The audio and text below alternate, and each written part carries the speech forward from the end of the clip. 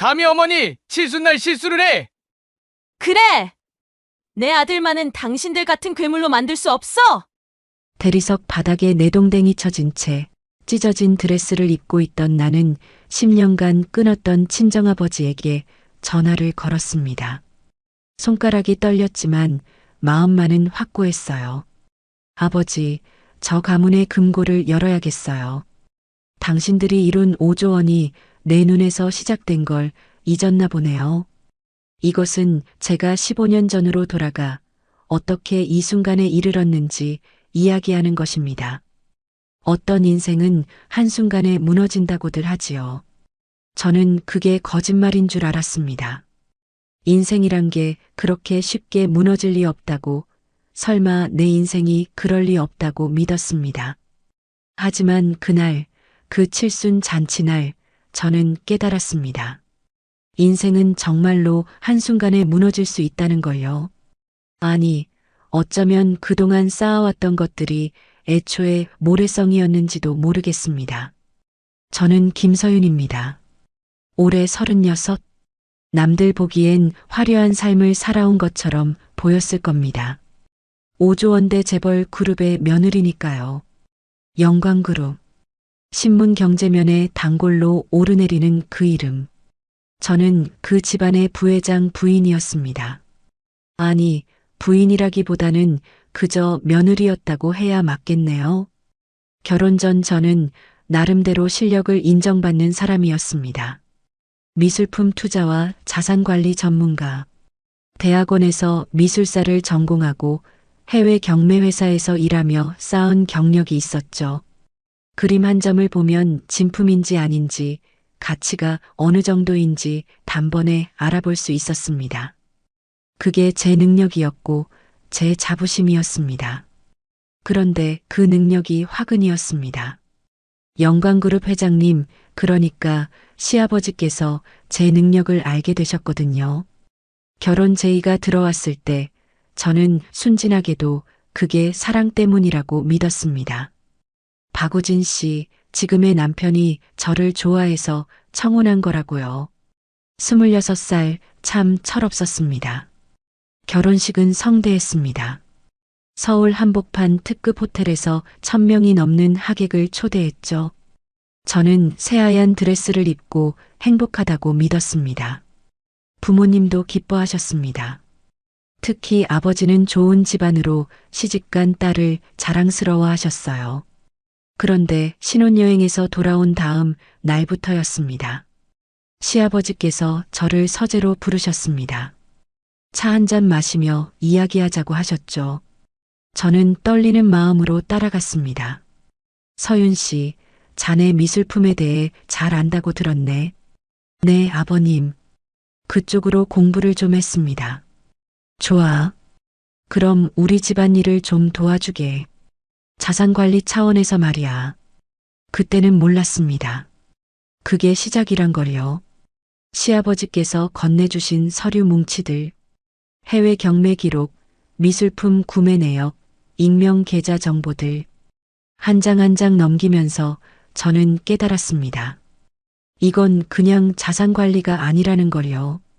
비자금이었습니다. 그룹에서 빼돌린 돈을 미술품으로 세탁하는 작업, 그림을 사고 팔면서 돈의 출처를 감추는 일, 제가 해야 할 일은 그 그림들이 진짜인지 가짜인지 확인하고 가치를 평가하고 안전하게 보관할 방법을 찾는 것이었습니다. 처음엔 거부하고 싶었습니다. 하지만 시아버지의 눈빛을 보고 입을 다물었습니다. 그 눈빛에는 선택권 따위 없었거든요. 그리고 남편 우진 씨는 아버지 편이었습니다. 당연히, 여보, 그냥 아버지 말씀대로 해. 어차피 내가 잘하는 일이잖아. 하지만 이건 우리 가족이 된 이상 당연한 거야. 뭐가 문제야? 문제가 뭐냐고요? 저는 입을 다물었습니다. 결혼한 지 한 달도 안 됐는데 벌써 배신감이 밀려왔습니다. 하지만 참았습니다. 적응하면 괜찮아질 거라고 믿었으니까요. 그렇게 10년이 흘렀습니다. 10년 동안 저는 완벽한 며느리 역할을 해왔습니다. 시어머니, 최 여사의 각종 모임에 참석하고 집안 대소사에 빠지지 않았습니다. 그리고 밤마다 서재에 들어가 비자금 장부를 정리했습니다. 5천억 원. 10년 동안 제 손을 거쳐간 돈이 그 정도였습니다. 모네, 피카소, 샤갈. 유명 화가들의 그림부터 신진 작가들의 작품까지 제 눈을 거쳐 구매되고 보관되었습니다. 그리고 저는 그 모든 기록을 몰래 남겼습니다. 왜냐고요? 그건 일종의 보험이었습니다. 언젠가 이 집안에서 벗어나고 싶을 때 제가 살아남을 수 있는 유일한 무기. 처음엔 그냥 습관처럼 기록했는데 시간이 지나면서 그게 제 생존 수단이 되었습니다. 특히 남편이 변하기 시작하면서부터요. 결혼 3년 차쯤이었을까요? 우진 씨가 처음으로 소리를 질렀습니다. 제가 시어머니 심부름을 제대로 못했다는 이유로요. 뭐였더라? 백화점에서 샀어야 할 선물을 다른 곳에서 샀다나 뭐라나? 이것도 제대로 못해? 어쩌다 이런 사람을 며느리로 들였나 몰라. 그날 저는 처음으로 울었습니다. 방에 혼자 들어가서 이불을 뒤집어 쓰고요. 근데 그게 시작이었습니다. 욕설은 점점 심해졌고 4년 차에는 처음으로 물건을 집어던졌습니다. 제 앞에 있던 꽃병이었어요. 산산조각 난 도자기 파편들 사이에서 저는 멍하니 서 있었습니다. 5년 차, 처음으로 팔을 잡아 끌었습니다. 멍이 들었어요. 긴팔 옷으로 가렸지만 거울을 볼 때마다 보였습니다. 시퍼런 멍 자국. 6년 차, 밀쳤습니다. 넘어지면서 무릎을 다쳤어요. 병원에 가니까 인대가 늘어났다고 하더군요. 그 모든 걸 저는 기록했습니다. 병원 진단서, 사진, 음성 녹음, 제 휴대폰 비밀 폴더에, 그리고 클라우드에, 누구도 모르게. 엄마, 왜 울어요? 그러던 중 아들 민준이가 태어났습니다. 7년 차예요. 늦둥이였죠. 시댁에서는 아들을 낳으라고 엄청난 압박을 했었습니다. 다행히 아들이었어요. 만약 딸이었으면 어땠을까요? 상상만 해도 끔찍합니다. 민준이는 제 유일한 희망이었습니다. 이 아이만큼은 다르게 키우고 싶었어요. 이 집안의 괴물들처럼 자라지 않게 따뜻하고 착한 아이로 키우고 싶었습니다. 하지만 그것도 쉽지 않았습니다. 시어머니께서는 민준이를 데려가려고 했거든요. 영재 교육을 시켜야 한다며 집안 후계자로 키워야 한다며 5살도 안 된 아이에게 영어, 중국어, 바이올린, 골프까지 시키려고 했습니다. 애가 아직 어린데 너무한 거 아닙니까? 뭐가 너무해? 우리 손주 잘 되라고 하는 건데. 내가 뭘 안다고. 시어머니 앞에서는 말 한마디 제대로 못했습니다. 남편은 어머니 편이었고 저는 늘 혼자였습니다. 그렇게 버티고 버텼습니다. 민준이 때문에요. 이 아이만은 지켜야 한다는 일념으로. 근데 언젠가부터 제 자신이 무너지는 게 느껴졌습니다. 거울을 볼 때마다 낯선 사람이 보였어요. 핏기 없는 얼굴, 생기 없는 눈. 36살인데 40 중반처럼 보였습니다. 그리고 그날이 왔습니다. 시어머니 칠순 잔치날. 오전 10시쯤부터 준비가 시작되었습니다. 영광그룹 본사 건물 1층에 있는 그랜드 볼룸. 천장이 얼마나 높은지, 샹들리에가 얼마나 화려한지. 500명이 넘는 하객이 올 예정이었습니다. 저는 새벽부터 일어나 준비했습니다. 머리는 미용실에서 하고 드레스는 시어머니께서 골라주신 걸 입었어요. 진홍색 이브닝 드레스. 솔직히 제 스타일은 아니었지만 뭐라 할 수 없었죠. 민준이도 정장을 입혔습니다. 7살짜리 꼬마가 넥타이를 매니 어찌나 귀엽던지요. 엄마, 나 답답해요. 조금만 참아. 할머니 생신이니까 오늘은 착하게 있어야 돼. 네, 엄마. 착한 아이죠. 너무 착해서 마음이 아플 정도였습니다. 잔치는 오후 1시에 시작되었습니다. 하객들이 속속 도착했어요. 재벌 회장님들, 정치인들, 유명 연예인들까지. 언론사 기자들도 수십 명 왔습니다. 시어머니는 화려한 한복을 입고 앉아 계셨습니다. 손님들이 인사를 드리러 오면 은은한 미소를 지으시며 받으셨죠. 저는 옆에서 보조하는 역할이었습니다. 서윤 씨, 물 좀 가져와요. 서윤 씨, 저분들 안내 좀 해요. 서윤 씨, 사진 찍을 때 민준이 데리고 와요. 쉴 틈이 없었습니다. 근데 그게 당연한 거였죠. 며느리니까요. 오후 3시쯤 식사가 시작되었습니다. 한식 코스 요리. 그룹 계열사 호텔 주방장이 직접 준비한 음식들이었습니다. 하객들은 칭찬을 아끼지 않았어요. 저는 민준이 옆에 앉아 있었습니다. 아이가 음식을 흘릴까봐 조심스럽게 챙기면서요. 그런데 바로 그때였습니다. 민준이가 물잔을 들려고 하다가 실수로 쏟아버린 겁니다. 잔이 넘어지면서 물이 테이블 위로 쏟아졌어요. 다행히 옆 사람한테는 튀지 않았는데 소리가 좀 크게 났습니다. 주변 사람들이 일제히 이쪽을 쳐다봤습니다. 저는 황급히 냅킨으로 물을 닦으려고 했어요. 죄송합니다. 애가 실수를. 그때 시어머니께서 자리에서 일어나셨습니다. 그리고 제 쪽으로 걸어오셨어요. 뭔가 심상치 않은 분위기였습니다. 어머님, 죄송합니다. 제가 좀 더 조심할 걸. 짝! 귀가 먹먹해졌습니다. 왼쪽 뺨이 화끈거렸어요. 시어머니께서 제 뺨을 때리신 겁니다. 하객들이 보는 앞에서요. 어떻게 애 하나 제대로 못 돌봐? 이게 망신을 시키려고 환장을 했어? 어머님, 죄송합니다. 닥쳐. 당장 저 애 데리고 나가. 목소리가 떨렸습니다. 주변이 너무 조용해졌어요. 500명이 넘는 사람들이 저를 보고 있었습니다. 어떤 사람은 동정의 눈빛을, 어떤 사람은 구경하는 눈빛을 보냈습니다. 민준이가 울기 시작했습니다. 엄마, 미안해요. 내가 잘못했어요. 괜찮아. 엄마가 있으니까 괜찮아. 저는 민준이 손을 잡고 자리에서 일어나려고 했습니다. 그런데 갑자기 누군가 제 팔을 잡아 끌었어요. 남편이었습니다. 여보, 나와. 우진 씨는 제 팔을 세게 잡고 연회장 밖으로 끌고 나갔습니다. 사람들 사이를 지나가는 동안 저는 고개를 들 수가 없었습니다. 드레스 자락이 끌리는 소리만 들렸어요. 복도에 나오자마자 남편이 저를 밀쳤습니다. 제대로 정신 차려. 오늘 얼마나 중요한 날인데. 미안해요. 민준이가 실수해서. 실수? 내가 제대로 봤어야지. 그리고 갑자기 제 머리채를 잡았습니다. 비명이 나올 뻔했지만 참았어요. 사람들이 들을까봐요.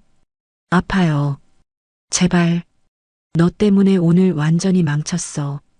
어머니가 얼마나 화나셨는데. 남편은 저를 더 세게 끌고 갔습니다. 복도 끝까지요. 그리고 대리석 바닥에 밀쳤습니다. 쿵.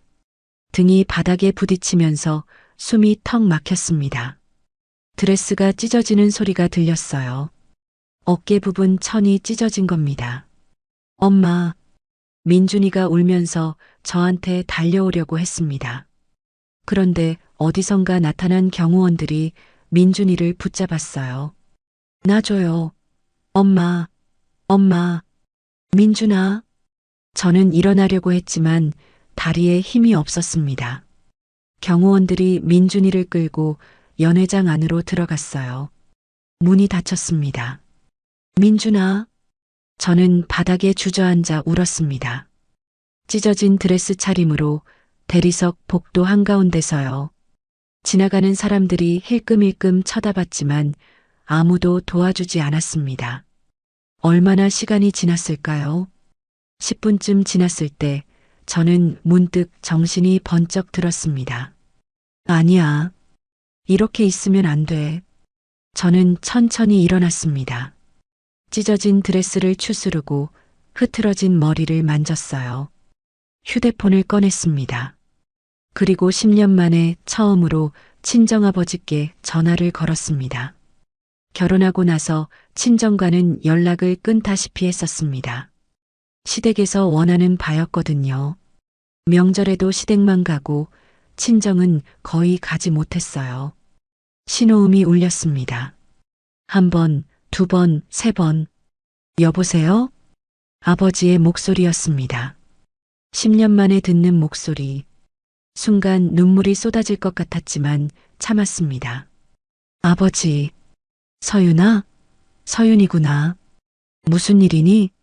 아버지, 저 도와주세요. 목소리가 떨렸습니다. 하지만 최대한 침착하게 말했어요. 가문의 금고를 열어야겠어요. 뭐? 무슨 소리니? 가문의 금고. 친정에서만 쓰는 은어였습니다. 집안의 비상 자금과 인맥을 총동원한다는 뜻이죠. 평생 한 번도 쓸 일 없기를 바라는 그런 마지막 수단. 당신들이 이룬 5조 원이 제 눈에서 시작된 걸 잊으신 것 같네요. 이제 제가 그 눈으로 이 집안을 끝낼 겁니다. 서윤아, 지금 무슨? 내일 아침 9시에 변호사들과 함께 저희 집으로 와주세요. 증거는 제가 다 준비했습니다. 전화를 끊었습니다. 저는 찢어진 드레스 차림으로 복도를 걸어 나왔습니다. 로비를 지나 주차장으로 갔어요. 대리기사에게 집으로 가자고 했습니다. 차 안에서 저는 휴대폰을 켰습니다. 클라우드에 접속했어요. 10년간 모아둔 파일들이 나타났습니다. 음성 파일 127개, 사진 파일 89개, 병원 진단서 15장, 그리고 가장 중요한 파일, 비자금 장부채 종본, XLSX 5천억 원, 10년간의 기록, 모든 미술품 구매 내역, 계좌 정보, 거래처 명단, 시아버지도 남편도 모르는 완벽한 장부. 저는 파일을 열어봤습니다. 항목이 수백 개였어요. 하나하나 제 손으로 정리한 것들. 이제 시작이야. 차가 집에 도착했습니다. 저는 집 안으로 들어가 방문을 잠갔어요. 그리고 샤워를 했습니다. 뜨거운 물이 몸을 적시는 동안 저는 울지 않았습니다. 이제 울 시간이 없었거든요. 샤워를 마치고 나와 편한 옷으로 갈아입었습니다. 거울을 봤어요. 왼쪽 뺨에 빨간 손자국이 선명했습니다. 휴대폰으로 사진을 찍었어요. 증거 90번째 사진. 그리고 책상에 앉아 노트북을 켰습니다. 할 일이 많았거든요. 먼저 변호사 사무실에 이메일을 보냈습니다. 제가 3년 전부터 몰래 계약해둔 로펌이었어요. 국내 최고 수준의 가사 전문 변호사들. 비용은 제가 몰래 모아둔 돈으로 지불했습니다. 제목 내일 오전 9시 미팅 요청. 내용 이혼 소송 및 재산 분할 건으로 긴급 상담이 필요합니다. 증거 자료는 모두 준비되어 있습니다. 보내기 버튼을 눌렀습니다. 그 다음은 친정 어머니께 문자를 보냈어요. 어머니, 내일 아버지랑 같이 우리 집으로 와주세요. 아침 9시예요. 그리고 걱정하지 마세요. 저 이제 괜찮습니다. 마지막으로 제 통장 잔고를 확인했습니다. 10년 동안 몰래 모은 돈 3억 원 정도 되었어요. 시댁 몰래 받았던 각종 자물쇠, 강연료들을 조금씩 모은 겁니다. 근데 이 돈으로는 부족했습니다. 이 집안과 싸우려면 더 많은 돈이 필요했어요. 그래서 제가 친정에 도움을 요청한 겁니다. 저희 친정도 나름 사업을 하는 집안이었거든요. 시댁만큼은 아니지만 중견기업 정도는 됐어요. 그리고 아버지는 인맥이 넓으셨습니다. 정치권, 법조계, 언론계에 아는 사람이 많았죠. 결혼할 때 그 인맥을 다 끊으라고 했었습니다. 시댁에서요. 친정의 힘을 믿지 말고 오직 시댁만 의지하라고요. 저는 순진하게도 그 말을 따랐었습니다. 하지만 이제는 다릅니다. 밤 11시쯤 현관문이 열리는 소리가 들렸습니다. 남편이 돌아온 겁니다. 저는 침착하게 침대에 누워 있었어요. 똑똑똑. 방문을 두드리는 소리. 들어오세요. 남편이 문을 열고 들어왔습니다. 술 냄새가 났어요. 아마 잔치 끝나고 2차를 갔나 봅니다. 민준이는요? 어머니가 데리고 주무신대. 네. 어머니가 오늘 일 때문에 화가 많이 나셨어. 당분간 민준이는 어머니가 직접 보시겠대. 가슴이 철렁했습니다. 아들을 빼앗아 가신다고요? 그건 안 됩니다. 민준이는 제가. 닥쳐. 내가 뭘 할 수 있다고. 오늘처럼 또 사고치게. 남편은 넥타이를 풀면서 말했습니다. 내일부터 넌 별채로 가 있어. 당분간 어머니 얼굴 보지 마. 별채? 정원 한쪽에 있는 작은 건물이었습니다. 손님용으로 만들어둔 곳이죠. 사실상 감금이나 마찬가지였습니다. 알겠습니다. 저는 조용히 대답했습니다. 반항하지 않았어요. 아직은 때가 아니니까요. 남편은 욕실로 들어갔습니다. 샤워하는 소리가 들렸어요. 저는 조용히 일어나 짐을 쌌습니다. 옷 몇 벌, 세면도구, 그리고 가장 중요한 것, 노트북과 외장하드, 모든 증거가 들어있는 것들이었습니다. 가방을 들고 방을 나왔습니다. 복도를 지나 별채로 갔어요. 다행히 아무도 없었습니다. 별채 안은 깔끔했습니다. 침대, 책상, 작은 주방. 살기엔 불편하지만 혼자 있기엔 충분했어요. 짐을 내려놓고 창문을 열었습니다. 밤 공기가 시원했어요. 멀리 본체의 불빛이 보였습니다. 민준이가 저기 있겠죠. 민준아, 조금만 기다려. 엄마가 꼭 데리러 갈게. 저는 책상에 앉아 다시 노트북을 켰습니다. 내일 있을 회의를 준비해야 했거든요. 새벽 5시에 잠에서 깼습니다. 사실 제대로 잔 것도 아니었어요. 한두 시간 눈을 붙였을까요? 하지만 머리는 맑았습니다. 오히려 그 어느 때보다 정신이 또렷했어요. 별채 작은 주방에서 커피를 내렸습니다. 진한 아메리카노. 한 모금 마시니 정신이 번쩍 들었어요. 노트북을 열고 오늘 있을 회의 자료를 다시 한번 점검했습니다. 변호사들에게 보여줄 증거 목록, 재산 분할 요구사항, 양육권 주장 근거, 모든 게 완벽하게 준비되어 있었습니다. 오전 7시쯤 샤워를 하고 옷을 갈아입었습니다. 검은색 정장. 화장도 신경 써서 했어요. 왼쪽 뺨에 붉은 자국을 파운데이션으로 가렸지만 완전히 감춰지진 않았습니다. 괜찮습니다. 오히려 보여주는 게 나을 수도 있으니까요. 오전 8시 30분. 변호사들이 도착했다는 연락이 왔습니다. 정문 경비실에서 연락이 온 겁니다. 안쪽 별채로 안내해 주세요. 저는 침착하게 말했습니다. 경비원이 잠시 망설이는 게 느껴졌어요. 아마 본체에 보고해야 하나 고민했겠죠. 부인 손님이시니 그냥 안내해 주시면 됩니다. 알겠습니다, 사모님. 5분 후 별채 앞에 검은색 세단 2대가 멈춰 섰습니다. 차에서 내린 사람들, 정장을 입은 변호사 3명, 그리고 친정아버지와 어머니. 서윤아. 아버지가 저를 보시더니 얼굴이 굳어졌습니다. 제 뺨에 자국을 보신 겁니다. 아버지, 어머니, 안으로 들어오세요. 저는 최대한 담담하게 말했습니다. 울면 안 됐거든요. 지금은 별채 거실에 모두 둘러앉았습니다. 변호사들은 가방에서 서류들을 꺼냈어요. 김서윤 씨, 저희는 율촌 법률사무소 가사팀입니다. 오늘 상담 내용은 철저히 비밀이 보장됩니다. 대표 변호사가 명함을 건넸습니다. 이름은 강민호. 50대 초반으로 보였어요. 가사소송 전문가로 유명한 분이었습니다. 감사합니다. 제가 준비한 자료부터 보여드리겠습니다. 저는 노트북을 열어 파일들을 보여줬습니다. 먼저 폭력 관련 증거들부터요. 10년간 기록한 것들입니다. 음성 파일, 사진, 진단서 모두 날짜와 상황이 기록되어 있습니다. 변호사들이 파일을 하나하나 확인했습니다.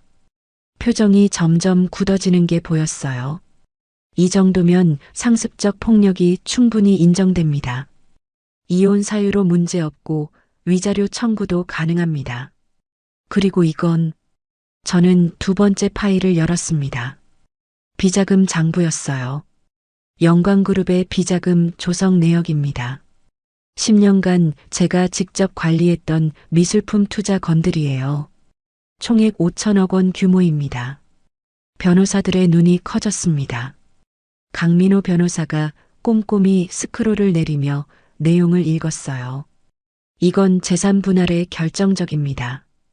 부인께서 이 재산 형성에 핵심적인 역할을 하셨으니 기여도를 상당히 인정받을 수 있습니다. 제 목표는 명확합니다. 저는 준비해둔 메모를 꺼냈습니다. 첫째, 이혼. 둘째, 아들 민준이의 단독 양육권. 셋째, 재산 분할 최소 5천억 원. 그리고 마지막으로 저는 잠시 말을 멈췄습니다. 그리고 천천히 말했어요. 이 가족이 다시는 제 아들에게 손대지 못하도록 완벽하게 끝내는 겁니다. 아버지가 제 손을 잡으셨습니다. 서윤아, 아빠가 미안하다. 10년 동안 이런 줄도 모르고. 괜찮아요, 아버지. 이제 제가 알아서 할 수 있어요. 변호사들이 서로 눈빛을 주고받았습니다. 그리고 강민호 변호사가 말했어요. 부인, 솔직히 말씀드리면 영광그룹은 만만한 상대가 아닙니다. 그쪽에서도 최고의 변호사들을 고용할 겁니다. 알고 있습니다. 하지만 부인께서 가지고 계신 증거들, 특히 비자금 장부는 그들에게 치명적입니다. 이게 세상에 알려지면 그룹 전체가 흔들릴 수 있어요. 그래서 준비한 겁니다. 저는 세 번째 파일을 열었습니다. 언론사 명단입니다. 경제지 기자 15명, 방송국 PD 5명. 모두 제가 지난 5년간 알게 된 분들이에요. 미술 전문가로 활동하면서 언론 인터뷰를 많이 했었거든요. 그때 알게 된 기자들과 연락처를 주고받았었습니다. 이 장부의 일부만 언론에 흘려도 영광그룹 주가는 폭락할 겁니다. 특히 지금 그룹 계열사 상장을 앞두고 있는 시점이라 더 타격이 크죠. 변호사들이 고개를 끄덕였습니다. 좋습니다. 그럼 전략을 짜보겠습니다. 먼저 오늘 오전 중으로 상대 측에 이혼 의사를 통보하고 협상을 시작하겠습니다. 부인께서는 그때 밖에서 소리가 들렸습니다. 차 소리였어요. 아니, 여러 대의 차 소리. 창문으로 보니 본체 쪽에서 사람들이 우르르 몰려오고 있었습니다. 남편, 시어머니, 시아버지, 그리고 경호원들까지. 빨리 오셨네요. 저는 예상했다는 듯이 중얼거렸습니다.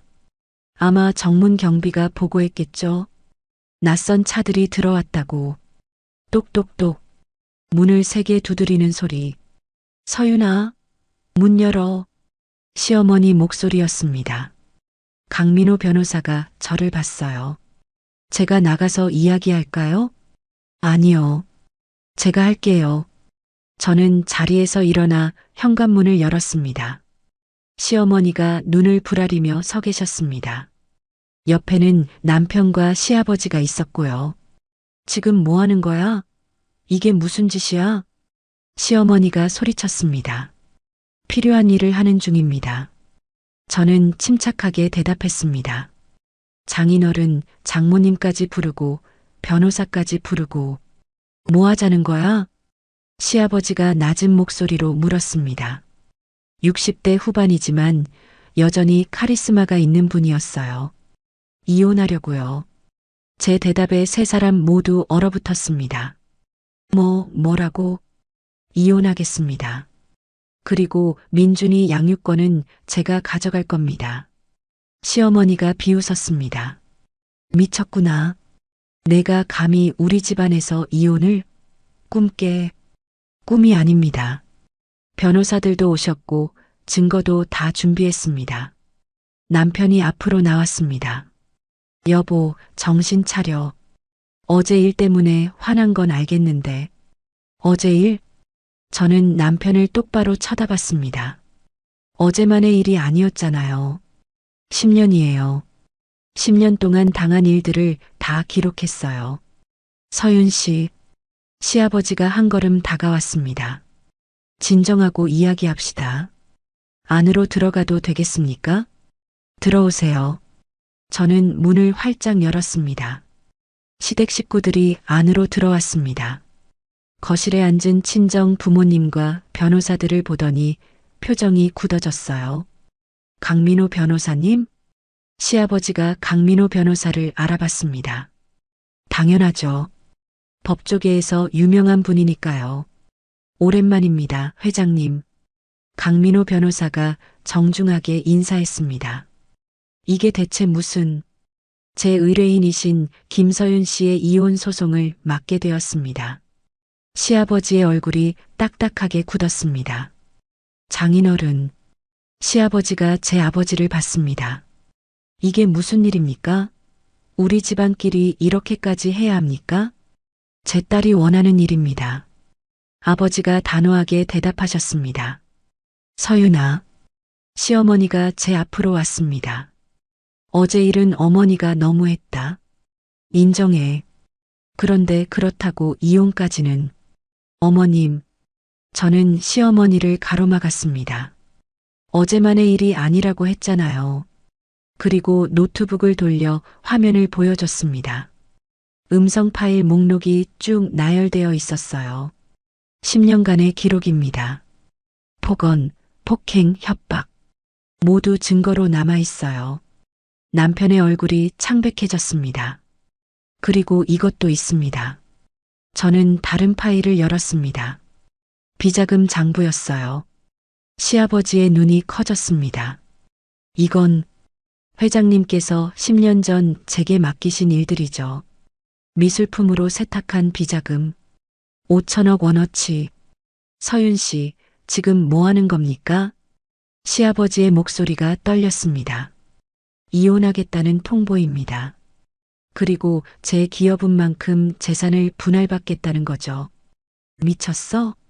그게 얼만데? 시어머니가 소리쳤습니다. 최소 5천억 원 정도 생각하고 있습니다. 제 말에 거실이 조용해졌습니다. 5천억이라고? 네. 제가 이 재산 형성에 기여한 몫입니다. 법적으로도 정당한 청구예요. 강민호 변호사가 거들었습니다.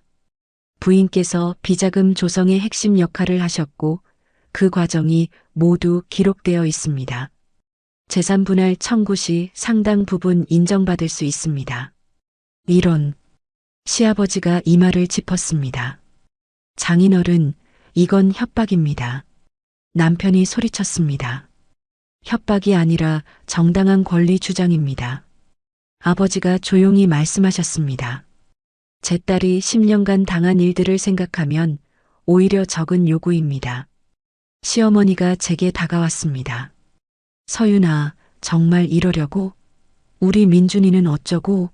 아빠 없이 키울 거야? 민준이는 제가 키웁니다. 양육권도 제가 가져갈 거예요. 말도 안 돼. 우리 손주를 내가. 어머님, 저는 시어머니를 똑바로 쳐다봤습니다. 제 아들을 당신들 같은 괴물로 만들 순 없어요. 시어머니의 손이 올라왔습니다. 저를 때리려는 거였어요. 하지만 이번엔 제가 그 손목을 잡았습니다. 이제 그러지 마세요. 증거는 다 남습니다. 강민호 변호사 옆에 있던 젊은 변호사가 휴대폰으로 지금 상황을 녹화하고 있었거든요. 시어머니가 손을 거뒀습니다. 회장님, 강민호 변호사가 시아버지에게 말했습니다. 지금 이 장부가 세상에 알려지면 어떻게 되실지 아시죠? 특히 영광호텔 상장을 앞둔 시점에서요. 시아버지의 주먹이 떨렸습니다. 그게 협박이 아니면 뭡니까? 협상 카드입니다. 부인께서는 합리적인 선에서 이혼과 재산 분할을 원하실 뿐입니다. 만약 거부하신다면 강민호 변호사가 잠시 말을 멈췄습니다. 법정에서 뵙게 되겠죠. 그리고 이 모든 증거가 재판 과정에서 공개될 겁니다. 시아버지가 남편과 시어머니를 봤습니다. 세 사람이 눈빛을 주고받았어요. 일단 나가서 이야기합시다. 시아버지가 말했습니다. 세 사람이 별채를 나갔습니다. 경호원들도 따라 나갔고요. 문이 닫히자 저는 의자에 주저앉았습니다. 다리가 풀렸어요. 사실 떨리지 않은 척했지만 심장이 터질 것 같았거든요. 잘하셨습니다. 강민호 변호사가 말했습니다. 저쪽에서 지금쯤 긴급 회의 중일 겁니다. 아마 변호사들도 부를 거예요. 그럼 어떻게 되는 건가요? 협상이 시작됩니다. 우리 쪽 요구 조건을 제시했으니 저쪽에서 대안을 내놓겠죠. 시간이 얼마나 걸릴까요? 빠르면 일주일, 길면 한 달. 하지만 상장 일정이 촉박하니 빨리 타결될 겁니다. 저는 고개를 끄덕였습니다. 그런데 제 머릿속은 온통 민준이 생각뿐이었어요. 지금 본체에 있을 아이. 무슨 생각을 하고 있을까? 무서워하진 않을까?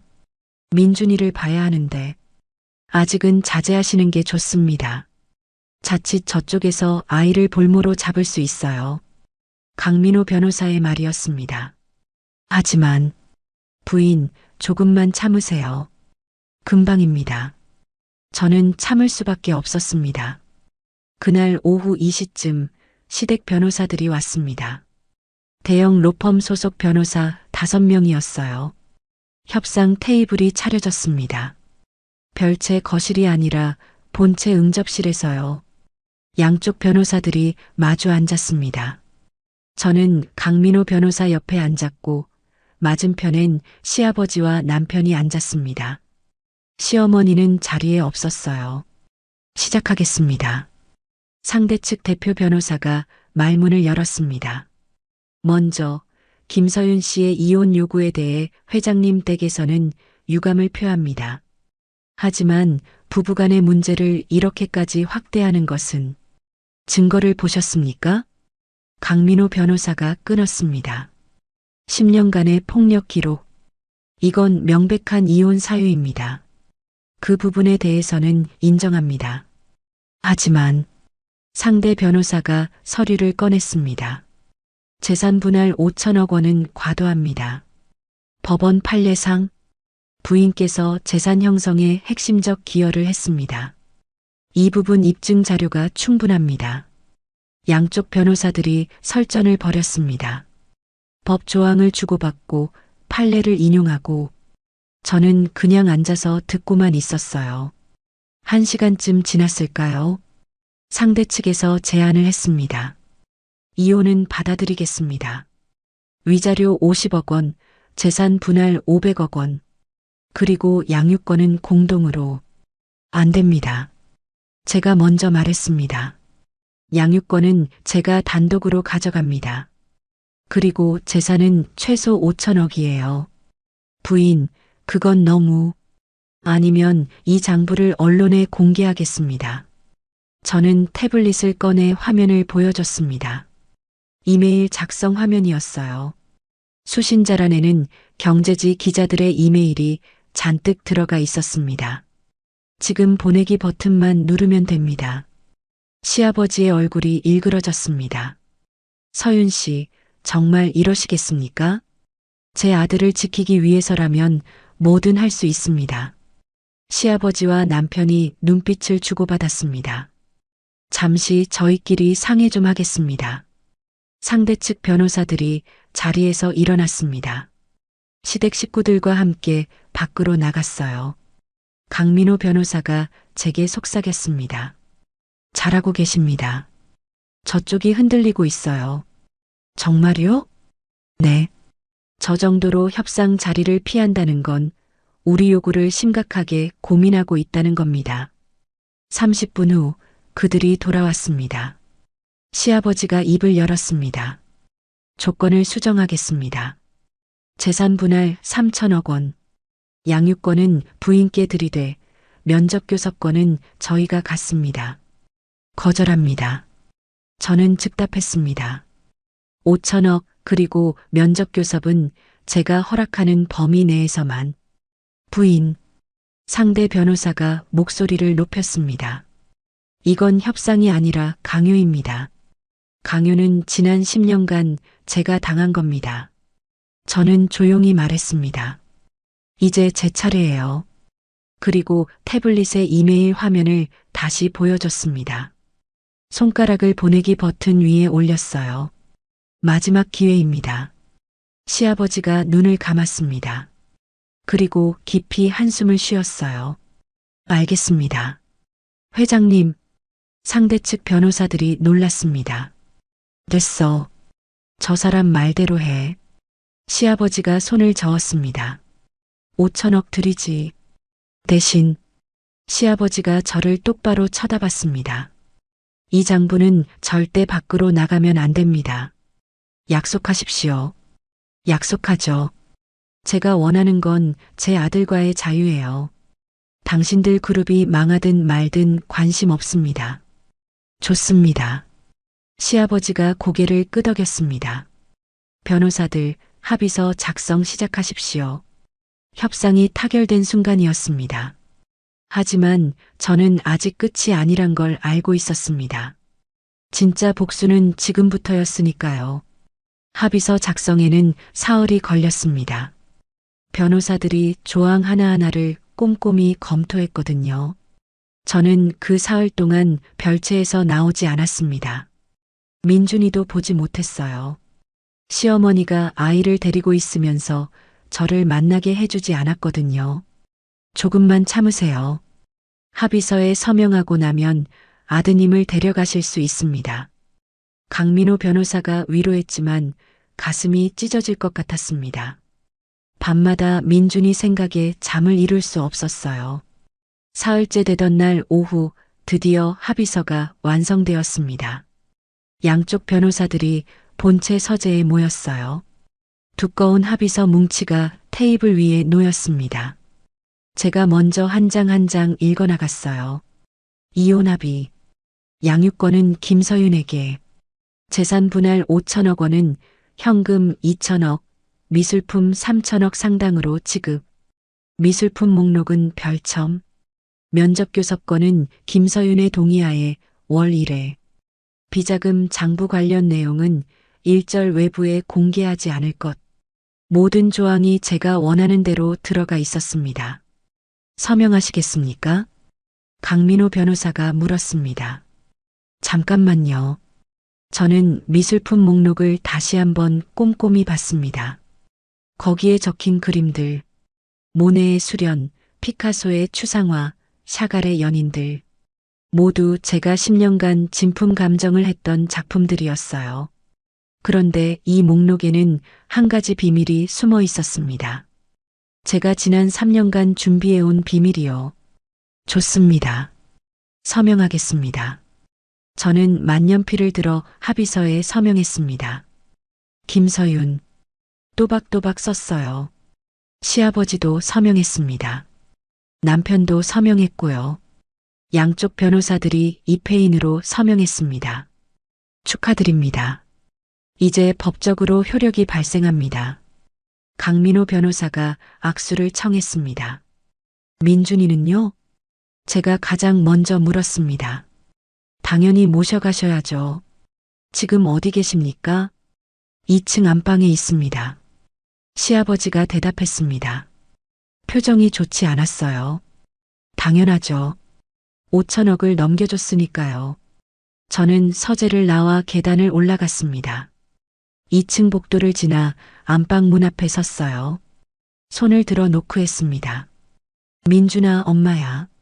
안에서 소리가 들렸습니다. 뛰어오는 발자국 소리. 엄마. 문이 확 열리고 민준이가 제 품으로 뛰어들었습니다. 얼마나 보고 싶었는지 저는 아이를 꽉 안았어요. 엄마, 어디 갔어요? 보고 싶었어요. 미안해. 엄마가 일이 좀 있었어. 할머니가 엄마 바쁘다고 그랬어요. 그런데 정말 바빴어요? 응, 정말 바빴어. 근데 이제 다 끝났어. 저는 민준이 얼굴을 들여다봤습니다. 눈이 좀 부어 있었어요. 울었나 봅니다. 민준아, 엄마랑 이제 다른 집으로 이사 갈 거야. 여기 안 살아요? 응. 엄마랑 민준이만 사는 집으로 갈 거야. 아빠도요? 순간 말이 막혔습니다. 어떻게 설명해야 할까요? 7살 아이에게. 아빠는 여기서 사실 거야. 민준이는 엄마랑 살고. 왜요? 어른들 사정이 좀 있어서. 나중에 크면 이해할 거야. 민준이가 고개를 갸우뚱했습니다. 하지만 더 묻지는 않았어요. 그럼 할머니도 안 봐요? 가끔 보러 올 수 있어. 근데 이제 엄마랑 사는 게 더 좋지? 네. 민준이가 환하게 웃었습니다. 그 웃음을 보니 눈물이 날 것 같았어요. 짐 챙기자. 민준이 가지고 싶은 거 다 챙겨. 민준이 방으로 가서 가방에 옷가지와 장난감을 넣었습니다. 저는 옆에서 도와주면서 아이 물건들을 챙겼어요. 30분쯤 지나서 짐을 다 쌌습니다. 계단을 내려가는데 시어머니가 거실에 서 계셨습니다. 서윤아. 예. 정말 이렇게 가는 거니? 합의한 대로입니다. 민준이는 우리 손주야. 내가 데려간다고 우리랑 인연이 끊어지는 게 아니야. 알고 있습니다. 한 달에 한 번 뵐 수 있다고 했잖아요. 시어머니가 민준이를 내려다봤습니다. 민준아, 할머니 보고 싶으면 언제든 오너라. 네, 할머니. 민준이가 작게 대답했습니다. 제 손을 꼭 잡고 있었어요. 저는 민준이를 데리고 현관으로 나갔습니다. 밖에는 친정아버지가 보내신 차가 대기하고 있었어요. 사모님, 짐 싣겠습니다. 기사님이 가방들을 트렁크에 실었습니다. 저는 민준이와 함께 뒷좌석에 탔어요. 차가 출발했습니다. 정문을 나서면서 뒤를 돌아봤어요. 거대한 저택이 점점 멀어졌습니다. 10년을 살았던 집, 이제 다시는 돌아오지 않을 곳. 엄마, 어디 가요? 우리 새 집이야. 강남에 아파트 하나 구했어. 사실 일주일 전에 이미 계약해뒀습니다. 강민호 변호사가 추천해준 곳이었어요. 보안이 철저한 고급 아파트 단지. 40평대 아파트를 전세로 얻었습니다. 차는 1시간을 달려 강남에 도착했습니다. 새 아파트 단지 지하 주차장에 차를 세웠어요. 와, 여기 우리 집이에요? 민준이가 눈을 반짝였습니다. 깨끗한 로비, 친절한 경비 아저씨, 넓은 엘리베이터, 모든 게 새로워 보였나 봅니다. 16층에서 내려 우리 집 문을 열었습니다. 짐은 이미 며칠 전에 다 옮겨놨었어요. 가구도 들여놓고 민준이 방도 꾸며뒀습니다. 민준아, 저기가 내 방이야. 와, 민준이가 자기 방으로 뛰어갔습니다. 파란색 벽지에 자동차 모양 침대, 책상과 책장. 제가 정성껏 골라서 꾸며놨거든요. 엄마, 너무 좋아요. 그럼 다행이네. 이제 여기서 행복하게 살자. 그날 밤 민준이를 재우고 나서 저는 거실 소파에 앉았습니다. 조용했어요. 10년 만에 처음 느껴보는 평화로운 정적. 휴대폰을 꺼내 통장을 확인했습니다. 오늘 오후에 2천억 원이 입금되어 있었어요. 어마어마한 숫자였습니다. 평생 처음 보는 금액. 그리고 내일은 미술품을 인수받기로 되어 있었습니다. 3천억 원어치의 그림들. 합의서에 적힌 목록대로요. 저는 노트북을 열어 그 목록을 다시 확인했습니다. 총 50점의 그림. 모두 제가 10년간 관리했던 작품들이었어요. 그런데 여기서 중요한 게 있었습니다. 제가 지난 3년간 몰래 진행했던 작업이 있거든요. 시댁의 미술품 보관실. 거기엔 수백 점의 그림이 걸려 있었습니다. 그 중에서 진짜 가치 있는 작품들, 비자금으로 매입한 진품들을 제가 골라서 합의서에 넣었어요. 하지만 보관실에는 진품만 있던 게 아니었습니다. 시아버지가 해외에서 불법으로 들여온 작품들도 있었거든요. 도난당한 문화재, 출처가 불분명한 그림들, 그런 것들도 섞여 있었어요. 3년 전 저는 그 사실을 우연히 알게 되었습니다. 한 그림을 감정하다가 뒷면에서 이상한 표시를 발견한 거예요. 국제문화재보호기구의 도난신고 코드였습니다. 그때부터 저는 조사를 시작했습니다. 보관실에 있는 모든 그림의 출처를 추적했어요. 그리고 발견했죠. 20점 정도가 불법 반입품이라는 걸요. 저는 조용히 계획을 세웠습니다. 언젠가 이 집안을 떠날 때 완벽하게 복수할 방법을요. 지난 1년간 저는 몰래 가짜 그림들을 준비했습니다. 중국의 한 복제 전문 화가에게 의뢰해서 진품과 똑같은 가짜를 만들었어요. 물론 엄청난 돈이 들었지만 제 개인 자금으로 충당했습니다. 그리고 조금씩, 아주 조금씩 진품을 가짜로 바꿔치기 했습니다. 시댁 사람들은 몰랐어요. 보관실 관리는 제가 전담했으니까요. 제가 바꿔치기한 그림들, 그건 바로 합의서에 들어간 목록의 그림들이었습니다. 진짜 가치 있는 진품들이요. 그리고 보관실에 남겨둔 그림들 중에는 불법 반입 문화재들이 포함되어 있었습니다. 시댁 사람들은 그게 진품인 줄 알고 있지만 사실은 앞으로 큰 문제가 될 물건들이었죠. 저는 미소를 지었습니다. 내일 미술품을 인수받고 나면 바로 다음 단계로 넘어가야 합니다.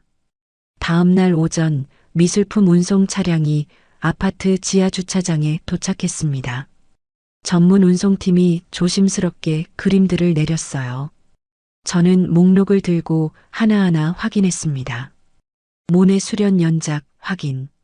피카소 추상화 확인. 샤갈의 연인들 확인. 모두 진품이었습니다. 아니, 정확히는 제가 빼돌린 진품들이었죠. 시댁에는 제가 만든 정교한 가짜들이 남아있을 겁니다. 여기 서명 부탁드립니다. 운송 책임자가 서류를 내밀었습니다. 저는 서명하고 그림들을 인수받았어요. 이 그림들은 어디에 보관하시겠습니까? 은행 금고에 맡길 겁니다. 이미 강남의 한 은행과 계약해뒀습니다. 미술품 전용 보관 금고를요. 온도와 습도가 완벽하게 관리되는 곳이었죠. 그림들을 다시 차에 실어 은행으로 갔습니다. 은행 지하에 있는 특수 금고. 담당 직원이 안내해줬어요. 이곳은 24시간 보안 시스템이 가동됩니다. 화재나 침수에도 안전하고요. 잘 부탁드립니다. 그림들을 하나씩 금고 안에 넣었습니다. 50점 모두 안전하게 보관되었어요. 3천억 원어치의 재산이었습니다. 은행을 나오면서 저는 다음 계획을 떠올렸습니다. 이제 진짜 복수를 시작할 시간이었거든요. 집으로 돌아와 노트북을 켰습니다. 인터폴 홈페이지에 접속했어요. 도난 문화재 신고 페이지였습니다. 저는 익명 제보 양식을 작성하기 시작했습니다.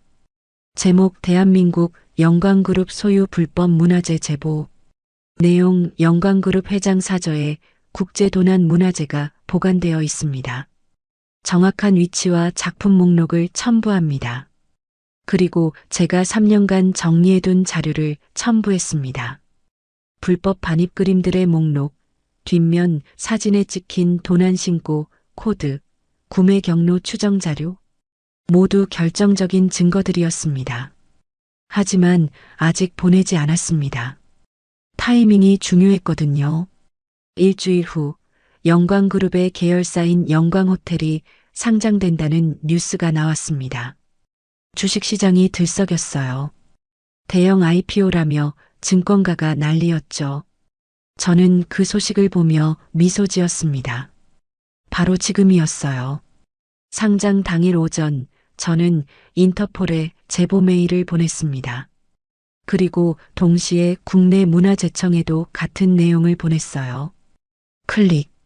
보내기 버튼을 눌렀습니다. 이제 시작이야. 오후가 되자 영광호텔 주가가 급등했습니다. 공모가 대비 50%나 올랐어요. 시댁에서는 축배를 들고 있겠죠. 하지만 그 기쁨은 오래가지 못할 겁니다. 이틀 후 뉴스가 터졌습니다. 속보입니다.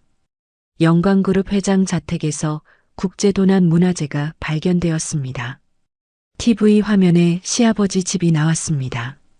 경찰과 문화재청 직원들이 들어가는 모습이 보였어요.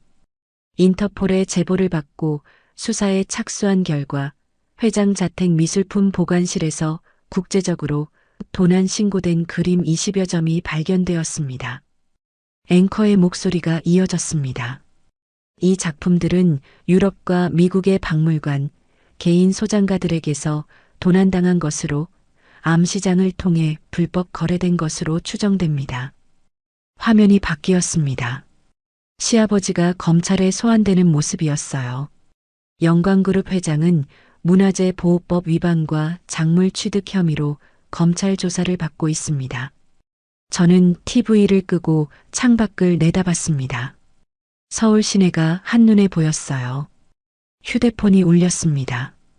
강민호 변호사였어요. 부인, 뉴스 보셨죠? 네, 봤습니다. 혹시 부인께서? 저는 아무것도 모릅니다. 저는 합의서대로 제목만 받아갔을 뿐이에요.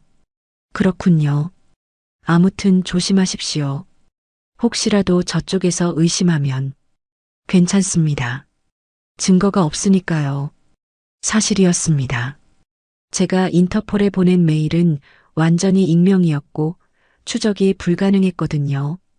해외 서버를 여러 번 경유해서 보냈으니까요. 그날 저녁 영광그룹 주가가 폭락했습니다. 영광호텔도 마찬가지였어요. 상장 첫날의 기쁨은 온데간데 없이 사라졌죠. 다음 날부터 언론이 들끓기 시작했습니다.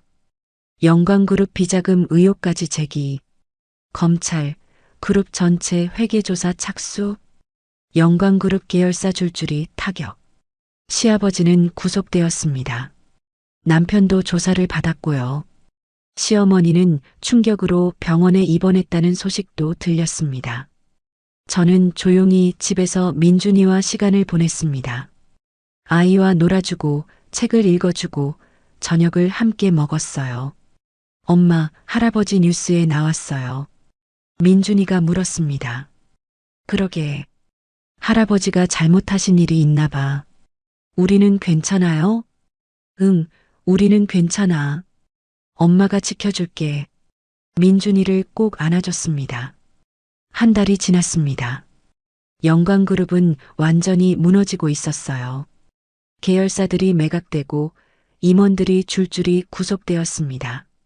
그리고 저는 조용히 해외로 떠날 준비를 했습니다. 민준이와 함께 새로운 삶을 시작하기 위해서요. 은행 금고에서 그림들을 꺼냈습니다. 해외 경매에 내놓기로 했거든요. 정식 경로로 떳떳하게요. 이 그림들 감정서가 있습니까? 경매회사 담당자가 물었습니다. 물론입니다. 모두 진품이고 정식으로 취득한 작품들이에요. 저는 서류들을 건넸습니다. 이혼 합의서의 재산 분할 항목, 각 그림의 감정서, 소유권 이전 증명서, 모든 게 완벽했습니다. 좋습니다. 다음 달 런던 경매에 출품하겠습니다. 담당자가 미소 지었습니다. 한 달 후 런던 경매가 열렸습니다. 저는 민준이와 함께 런던에 있었어요. 경매장에 앉아 제 그림들이 하나씩 팔려나가는 걸 지켜봤습니다. 모네, 피카소, 샤갈. 모두 예상가보다 높은 가격에 낙찰되었어요. 총 낙찰가는 3,500억 원. 예상보다 500억이나 더 받았습니다. 경매가 끝나고 호텔로 돌아왔습니다. 민준이는 이미 잠들어 있었고 저는 창가에 앉아 런던의 야경을 바라봤어요. 휴대폰으로 한국 뉴스를 검색했습니다. 영광그룹 회장, 징역 10년 선고, 영광그룹 해체 수순, 계열사 매각 완료, 영광가족 몰락의 끝. 저는 휴대폰을 내려놨습니다. 이제 정말 끝났구나. 10년간의 악몽이 완전히 끝났어요. 런던에서의 생활은 평화로웠습니다. 민준이를 현지 국제학교에 보냈어요. 아이는 처음엔 적응하느라 힘들어했지만 한 달쯤 지나니 영어도 제법 하고 친구도 사귀었습니다. 저는 조용히 지냈습니다. 켄싱턴 지역의 타운하우스를 임대해서 살았어요. 아침에는 민준이를 학교에 데려다 주고 오후에는 미술관을 다니거나 책을 읽었습니다.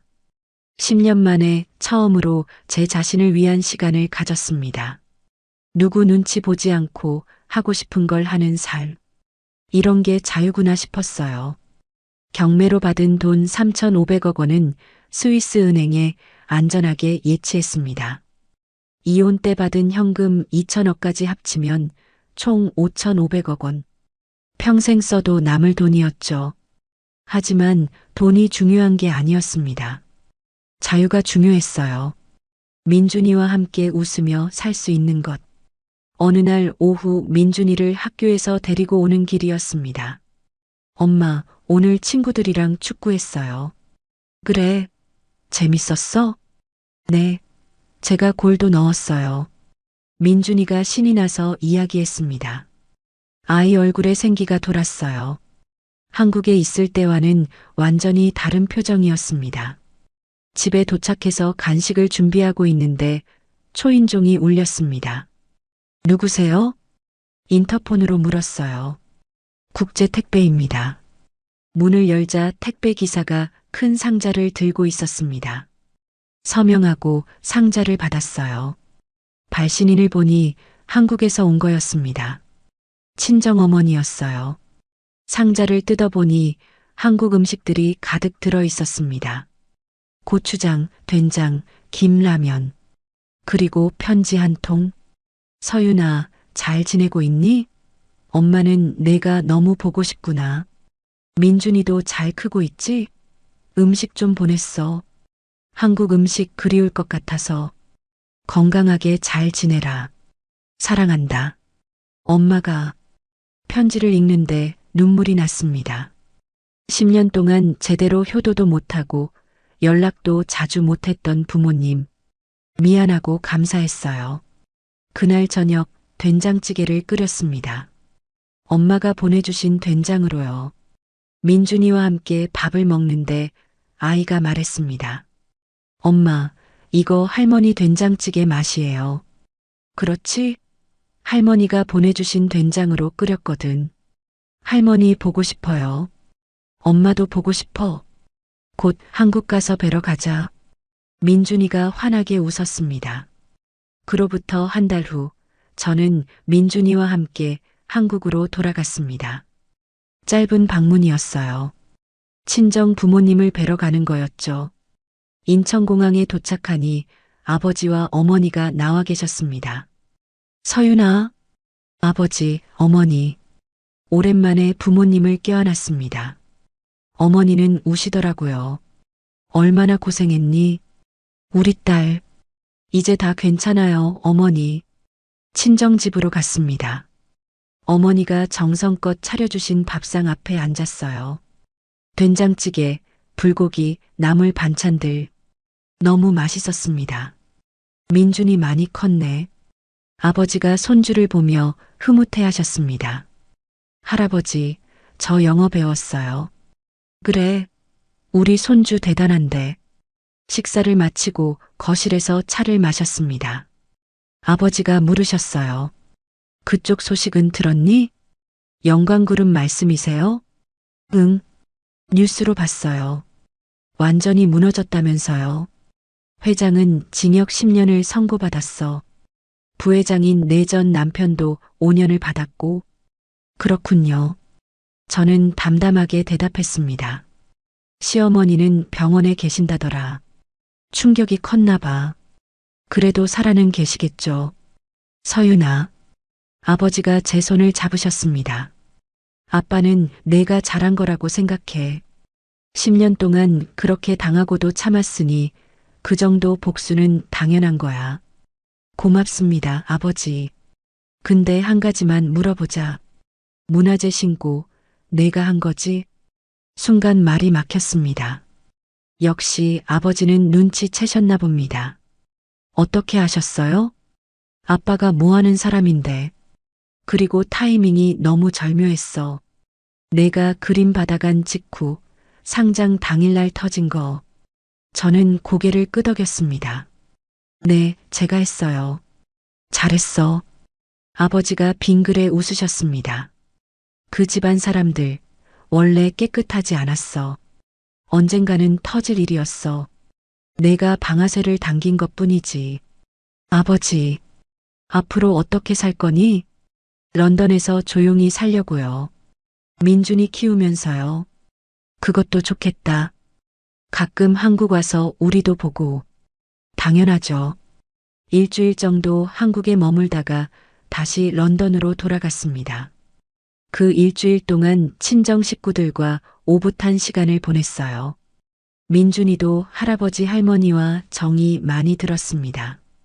런던으로 돌아와서도 평화로운 일상이 계속되었습니다. 아침에 민준이 학교 보내고 오후엔 제 시간을 보내고 저녁엔 아이와 함께 시간을 보냈어요. 그렇게 석 달쯤 지났을 때였습니다. 어느 날 저녁 휴대폰에 낯선 번호로 전화가 왔어요. 여보세요? 서윤 씨입니까? 낯선 남자 목소리였습니다. 누구세요? 저는 서울중앙지검 김재훈 검사입니다. 가슴이 철렁했습니다. 검사라고요? 무슨 일로 전화하셨나요? 영광그룹 비자금 사건 관련해서 여쭤볼 게 있어서요. 혹시 한국에 들어오실 일정이 있으십니까? 왜 저한테 물어보시는 거죠? 부인께서 10년간 그룹의 미술품 관리를 하셨다는 기록이 있더라고요. 참고인으로 조사가 필요할 것 같습니다. 참고인 조사. 용의자는 아니지만 증언이 필요하다는 뜻이었습니다. 지금 영국에 있는데요. 그럼 서면으로 진술서를 받아도 될까요? 이메일로 보내드리겠습니다. 알겠습니다. 전화를 끊었습니다. 손이 떨렸어요. 설마 제가 한 일이 들킨 건 아니겠죠? 다음 날 검사가 보낸 이메일이 왔습니다. 진술서 양식이었어요. 질문 내용을 보니 비자금 조성 과정에 대한 것들이었습니다. 저는 신중하게 답변을 작성했습니다.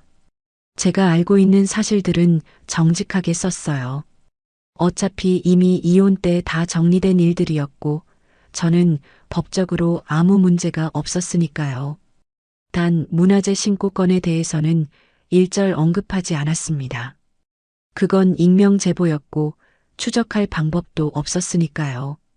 진술서를 작성해서 보냈습니다. 며칠 후 검사에게서 다시 연락이 왔어요. 진술서 잘 받았습니다. 협조해 주셔서 감사합니다. 도움이 되었나요? 네, 많은 도움이 되었습니다. 혹시 추가 조사가 필요하면 다시 연락드리겠습니다. 알겠습니다. 그 후로는 연락이 없었습니다. 아마 제 진술로 충분했나 봅니다. 시간은 계속 흘렀습니다. 여름이 지나고 가을이 왔어요. 런던의 가을은 아름다웠습니다. 하이드파크에 단풍이 물들고 선선한 바람이 불었죠. 민준이는 8살이 되었습니다. 학교 생활도 완전히 적응했고 영어도 유창해졌어요. 친구들도 많이 사귀었습니다. 저는 다시 일을 시작했습니다. 런던의 한 경매 회사에서 컨설턴트로 일하게 된 거예요. 미술품 감정과 투자 자문을 하는 일이었습니다. 제 경력을 알아본 회사에서 먼저 제의가 왔었거든요. 일주일에 사흘만 출근하는 조건이라 민준이 돌보는데도 문제 없었어요. 일을 시작하니 삶이 더 충실해졌습니다. 제 전문성을 살리면서 동시에 엄마 역할도 할 수 있었으니까요. 그렇게 1년이 지났습니다. 어느 날 한국에서 뉴스 알림이 왔습니다. 영광그룹 전 회장, 복역 중 건강 악화로 형집행정지. 시아버지가 병원으로 옮겨졌다는 내용이었습니다. 암 진단을 받았다고 하더군요. 저는 복잡한 심정으로 기사를 읽었습니다. 미움도 있었지만 동시에 인간적인 연민도 느껴졌어요. 결국 늙고 병든 노인일 뿐이니까요. 한 달 후 시아버지가 돌아가셨다는 소식이 들렸습니다. 장례식에 갈까 말까 고민했습니다. 하지만 가지 않기로 했어요. 제가 가면 오히려 분란만 생길 것 같았거든요. 대신 조화를 보냈습니다. 익명으로요. 그것만으로 충분하다고 생각했습니다. 시아버지가 돌아가시고 석 달 후 시어머니에게서 편지가 왔습니다. 런던 주소를 어떻게 알았는지 손편지였어요. 저는 한참을 망설이다가 편지를 열어봤습니다. 서윤아, 잘 지내고 있니? 민준이도 건강하지? 나는 요즘 혼자 작은 집에서 살고 있어. 모든 게 다 정리되고 나니 남은 건 후회뿐이구나. 너한테 미안해. 10년 동안 정말 미안하게 했어. 내가 우리 집안에 얼마나 기여했는지 이제야 알겠어. 그런데 나는 너를 며느리가 아니라 하인처럼 대했지. 용서를 바라는 건 아니야. 그냥 미안하다는 말을 하고 싶었어. 민준이 잘 키워다오. 그 아이만큼은 행복하게 자라길 바란다. 그리고 너도 행복해라. 시어머니가 편지를 읽고 눈물이 났습니다. 미움이 아니라 슬픔의 눈물이었어요. 왜 이제야 이런 말을 하시는지. 10년 전에 이렇게 대해주셨다면 얼마나 좋았을까. 하지만 이미 늦었습니다. 돌이킬 수 없는 일들이었어요. 저는 답장을 쓰지 않았습니다. 뭐라고 써야 할지 알 수 없었거든요. 그냥 편지를 서랍 깊숙이 넣어두었습니다. 또 시간이 흘렀습니다. 민준이는 10살이 되었어요. 이제 제법 의젓한 소년이 되었습니다. 어느 날 저녁 민준이가 물었습니다. 엄마, 아빠는 언제 볼 수 있어요? 오랜만에 듣는 질문이었습니다. 민준이가 아빠를 찾는 일이 거의 없었거든요. 아빠 보고 싶어? 응. 친구들은 다 아빠가 있는데 저만 없잖아요. 가슴이 아팠습니다. 아빠는 지금 한국에서 일하고 계셔. 우리랑은 따로 사는 거야. 왜요? 어른들 사정이 있어서. 근데 민준아, 저는 아이를 안아주었습니다. 엄마가 아빠 목까지 해줄게. 약속해. 엄마 사랑해요. 엄마도 사랑해, 우리 민준이. 그날 밤 민준이를 재우고 나서 오랜만에 전 남편 생각이 났습니다. 지금쯤 뭐 하고 있을까? 출소했을까? 아니면 아직 복역 중일까? 궁금해서 한국 뉴스를 검색해 봤습니다. 영광그룹 전 부회장 박우진 씨, 모범수로 조기 가석방. 남편이 출소했다는 기사였습니다. 5년형을 받았는데 3년 만에 나온 거였어요. 기사를 더 읽어보니 출소 후 작은 무역회사에 취직했다고 하더군요. 재벌 부회장에서 평범한 회사원이 된 거죠. 저는 복잡한 감정이 들었습니다. 한편으로는 자업자득이라고 생각했지만 다른 한편으로는 민준이 아빠라는 게 마음에 걸렸어요. 며칠을 고민하다가 전 남편에게 이메일을 보냈습니다. 민준이가 가끔 아빠를 찾습니다. 1년에 한두 번 정도 만나게 해드릴 수 있습니다. 원하신다면 연락 주세요. 서윤. 답장은 일주일 후에 왔습니다. 서윤 씨, 이메일 고맙습니다. 저도 민준이가 보고 싶습니다. 제가 한국에서 영국으로 갈 수 있을지 모르겠지만 기회가 된다면 꼭 보고 싶습니다. 그리고 서윤 씨한테 미안합니다. 정말 미안해요. 우진. 짧은 답장이었지만 진심이 느껴졌습니다. 그 후로 이따금 이메일을 주고받았습니다. 민준이 사진을 보내주면 고맙다고 답장이 왔어요. 아이 영상을 보내주면 눈물 났다고 했습니다. 저는 남편을 용서한 건 아니었습니다. 하지만 민준이를 위해서 최소한의 연결고리는 유지하기로 했어요. 아이에게 아빠가 완전히 없는 것보다는 나을 테니까요. 또 1년이 지났습니다. 민준이는 11살이 되었고 저는 40살이 되었어요. 이혼한 지 5년이 지난 시점이었습니다. 그동안 저는 런던에서 안정적인 삶을 살았습니다. 일도 잘 풀렸고 민준이도 건강하게 자랐어요. 무엇보다 마음의 평화를 찾았습니다. 10년간의 악몽은 이제 정말 과거가 되었습니다.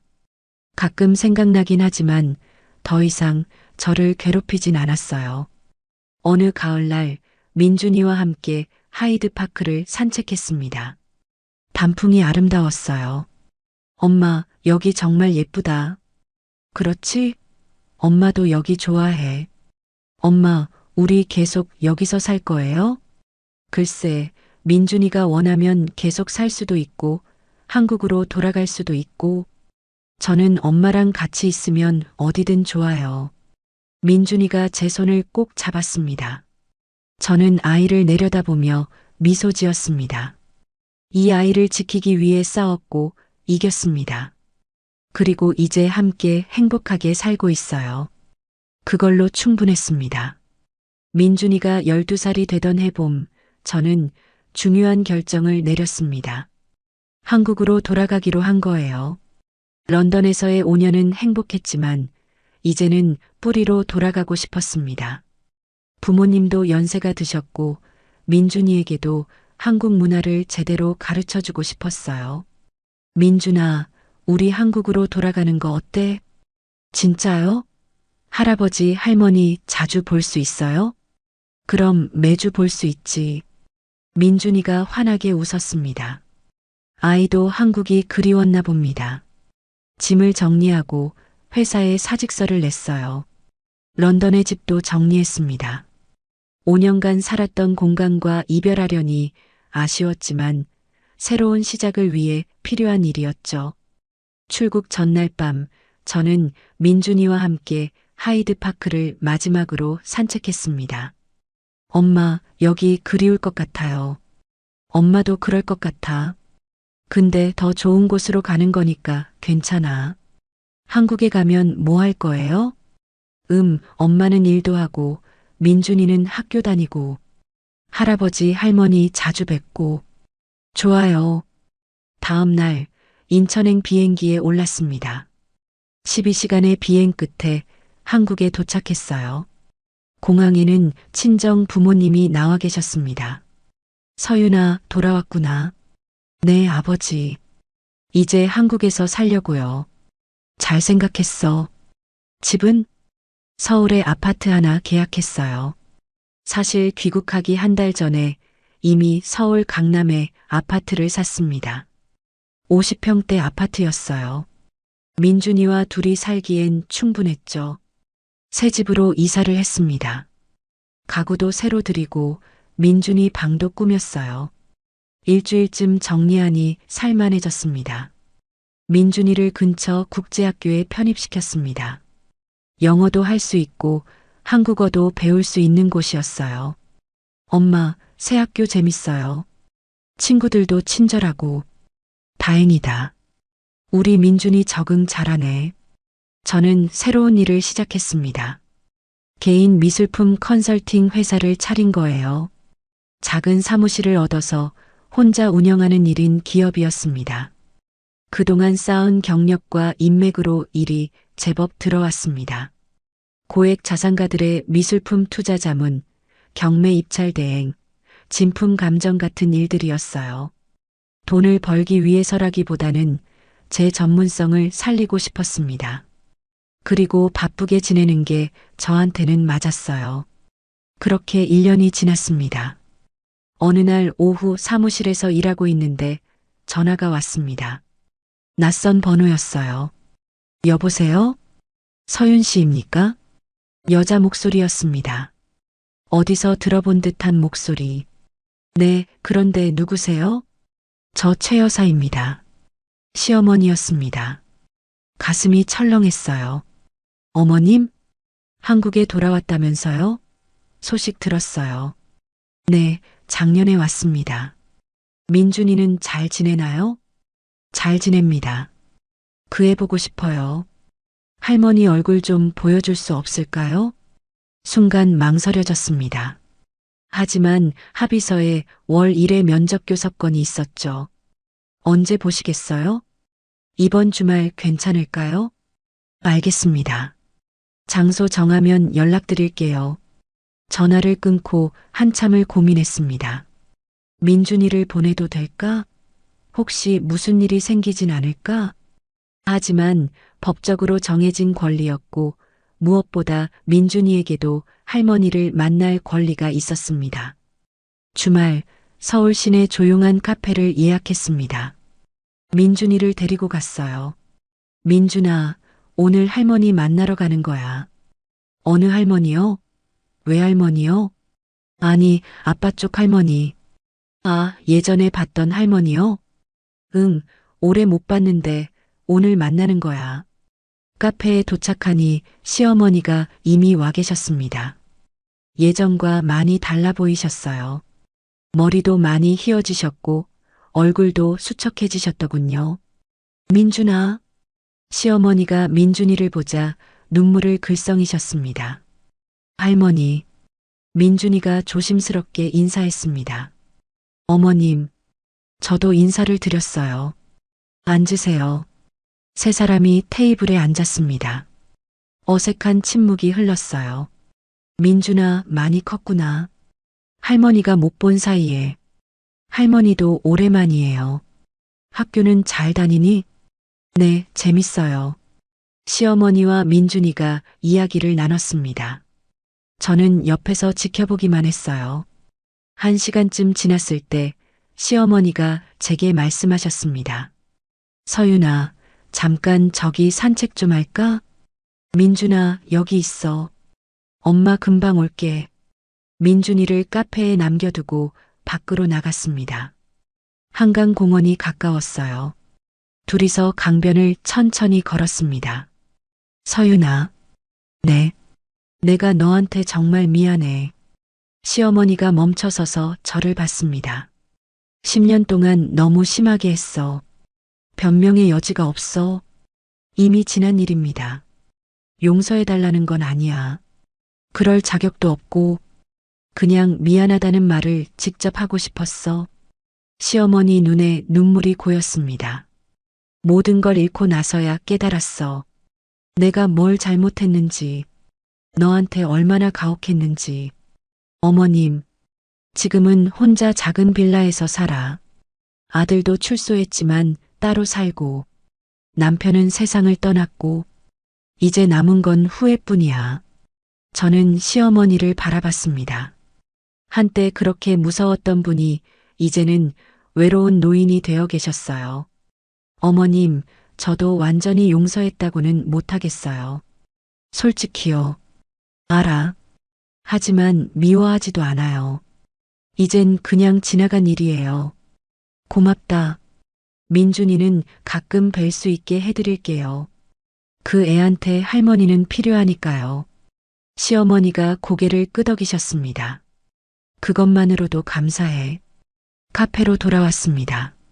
민준이가 음료를 마시며 기다리고 있었어요.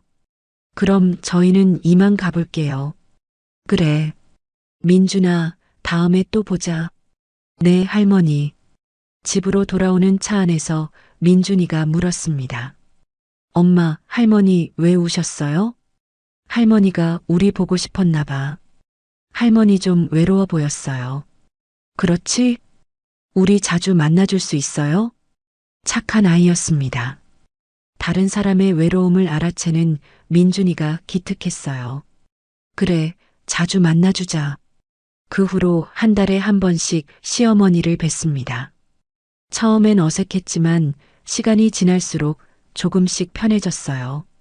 시어머니는 민준이를 정말 좋아하셨습니다. 만날 때마다 선물을 사오시고 아이 이야기를 들으며 행복해 하셨죠. 그리고 어느 날 시어머니가 제게 말씀하셨습니다. 서윤아, 너 참 대단해. 갑자기 무슨 말씀이세요? 10년 동안 그렇게 치밀하게 준비한 거 나중에 다 알았어. 가슴이 덜컥했습니다. 무슨 말씀인지 모르겠는데요. 그림 바꿔치기 한 거, 문화재 신고한 거, 다 내가 한 거 알아. 어머님, 괜찮아. 화내는 거 아니야. 시어머니가 쓸쓸히 웃으셨습니다. 오히려 대단하다는 거야. 완벽하게 복수했잖아.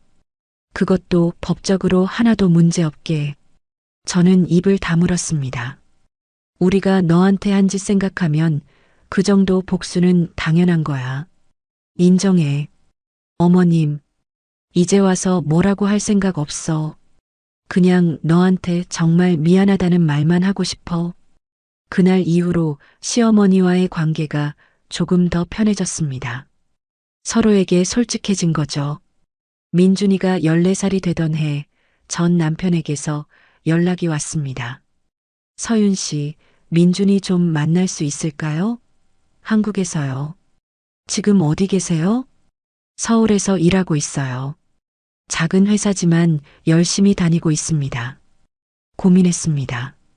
민준이에게 아빠를 만나게 해줄까? 민준이에게 물었습니다. 민준아, 아빠 만나볼래? 아빠요?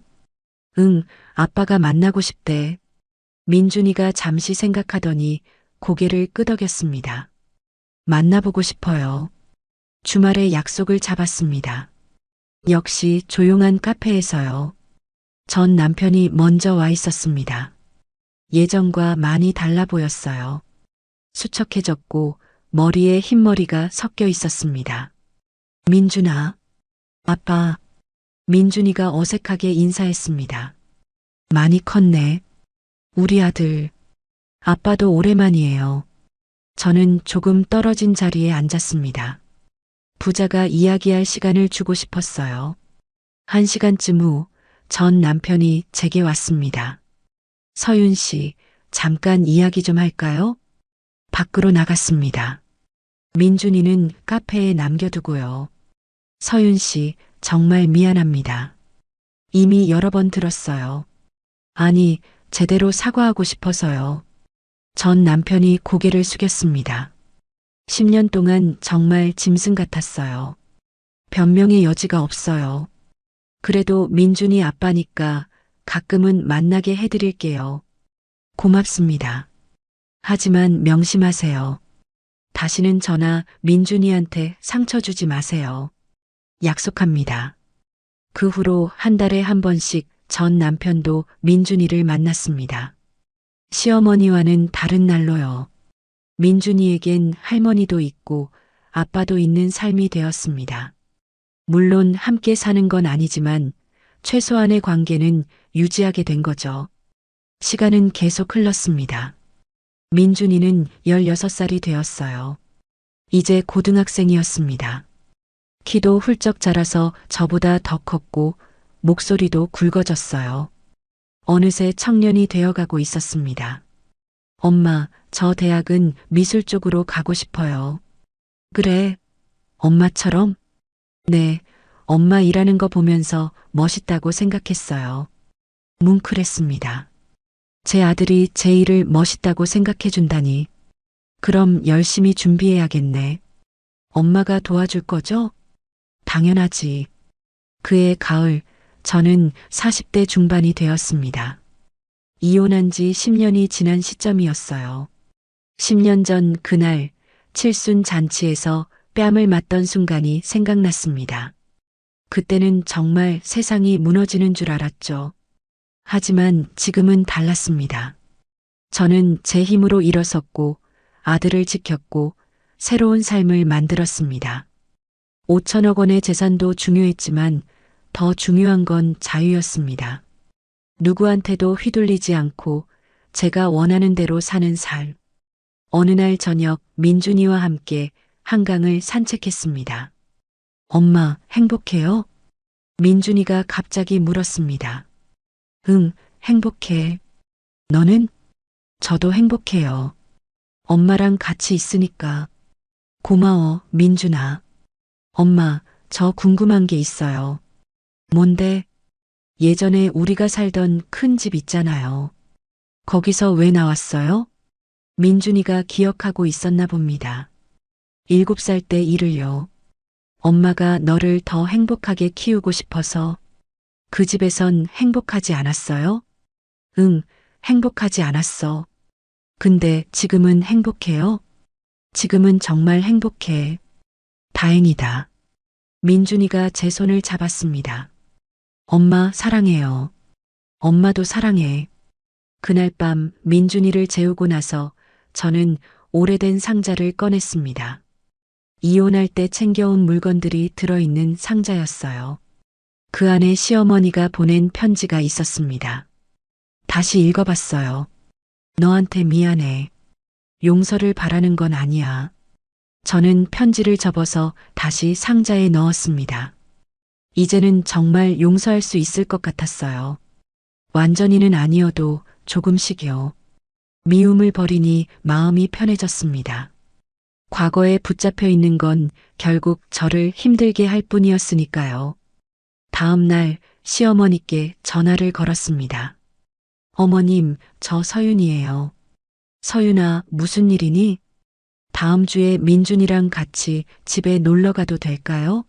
집밥 먹고 싶어서요. 전화기 너머로 시어머니가 우시는 소리가 들렸습니다. 그럼 와라. 어머니가 맛있는 거 많이 해줄게. 네, 어머님. 다음 주 민준이와 함께 시어머니 집에 갔습니다. 작은 빌라였지만 깨끗하게 정리되어 있었어요. 시어머니가 정성껏 차려주신 밥상 앞에 앉았습니다. 된장찌개, 불고기, 각종 나물. 정말 오랜만에 먹어보는 시어머니 손맛이었습니다. 맛있어요, 할머니. 그래, 많이 먹어라. 밥을 먹으며 이런저런 이야기를 나눴습니다. 민준이 학교 이야기, 제일 이야기, 시어머니 근황. 편안했습니다. 10년 전에는 상상도 못했을 풍경이었죠. 식사를 마치고 설거지를 하는데 시어머니가 옆에 오셨습니다. 서윤아, 너 정말 훌륭해. 무슨 말씀이세요? 이렇게 다시 어머니라고 불러주고 집까지 와주고. 보통 사람은 못해. 어머님도 변하셨잖아요. 늦게라도 변한 게 다행이지. 시어머니가 제 손을 잡으셨습니다. 고맙다. 저도 감사해요, 어머님. 그날 오후 집으로 돌아오는 길에 민준이가 말했습니다. 엄마, 할머니 많이 좋아하시는 것 같아요. 그렇지? 우리 자주 놀러 가요. 그래, 자주 가자. 몇 달 후 전 남편에게서도 연락이 왔습니다. 서윤 씨, 제가 재혼하려고 합니다. 그래요? 축하해요. 민준이한테는 말해도 될까요? 물론이죠. 아빠 행복하면 민준이도 좋아할 거예요. 고맙습니다. 그리고 서윤 씨도 좋은 사람 만나세요. 저는 괜찮아요. 지금도 충분히 행복하니까. 사실이었습니다. 누군가와 다시 결혼하고 싶은 마음은 없었어요. 민준이와 둘이 사는 지금이 가장 편했으니까요. 민준이가 18살이 되던 해 대학에 합격했습니다. 미술사학과였어요. 엄마 합격했어요. 정말 축하해. 저는 민준이를 꼭 안아줬습니다. 엄마처럼 미술 전문가가 될 거예요. 그래, 엄마가 다 가르쳐 줄게. 입학식 날 민준이의 정장 차림을 보며 뭉클했습니다. 언제 이렇게 컸는지. 이제 성인이 되었네요. 엄마, 사진 찍어요. 그래. 민준이와 함께 사진을 찍었습니다. 캠퍼스를 배경으로요. 그날 저녁 집으로 돌아와서 액자에 사진을 넣었습니다. 거실벽에 걸었어요. 사진 속의 저와 민준이는 행복하게 웃고 있었습니다. 그 모습을 보며 생각했습니다. 15년 전 칠순 잔치에서 무너졌던 저는 이제 없습니다. 지금의 저는 강하고 자유롭고 행복합니다. 5조 원 제국의 며느리였던 저는 이제 그냥 서윤이었습니다. 민준이 엄마이자 미술 전문가이자 자기 인생의 주인공. 그걸로 충분했습니다. 창밖을 내다봤습니다. 서울의 야경이 반짝이고 있었어요. 당신들은 제 인생 10년을 짓밟았지만 저는 제 인생을 되찾았습니다. 그리고 이제 제 아들과 함께 행복하게 살고 있어요. 이것이 진짜 승리입니다. 저는 미소를 지으며 커튼을 닫았습니다. 새로운 날이 밝을 것이고 저는 오늘도 행복할 것입니다. 민준이와 함께 그것으로 충분했습니다. 영상이 재미있으셨다면 구독과 좋아요 부탁드립니다. 영상 제작에 큰 힘이 됩니다. 오늘도 행복한 하루 되세요.